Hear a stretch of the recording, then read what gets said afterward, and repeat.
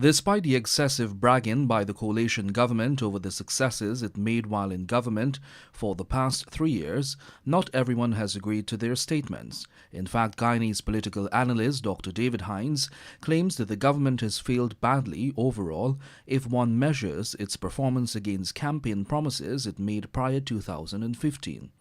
Dr. Hines said this has to do with an accumulation of bad decisions and a lack of larger vision for Guyana and the peoples from the 10 administrative regions.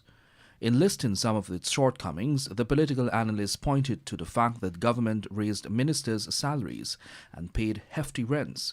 However, it has done nothing about the issue of public sector wages, and according to him, this failure has large implications to address poverty.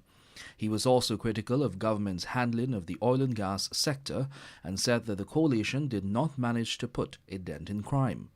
Dr. Hines also cited the unilateral actions taken by government, referring to the appointment of a new chairman for the Guyana Elections Commission. However, Dr. Hines, also an executive member of the Working People's Alliance, a partner in the coalition government, said that the worst performance of the government has been its own lack of consultation within its ranks. Open quote. There has been no consultation within the APNU and between the APNU and AFC. The APNU hardly meets, and there is no forum for the APNU and AFC meetings outside of Cabinet. All government decisions are taken at Cabinet. The coalition parties do not participate in deliberations on government action, end quote, Hines stated. As such, he described the coalition as the least democratic government in Guyana's post-colonial history as far as decision-making is concerned.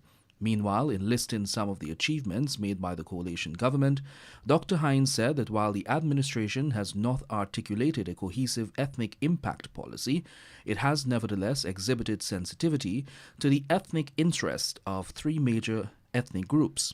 Further, the political analyst said although there have been a few instances of discrimination against critics of the government, there have been no systemic human rights abuses. Although Dr. Hines criticized government for its handling of the downsizing of the sugar industry, he said the government must be commended for confronting the problem.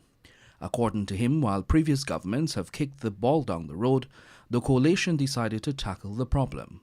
Samuel Suknandon, The Evening News.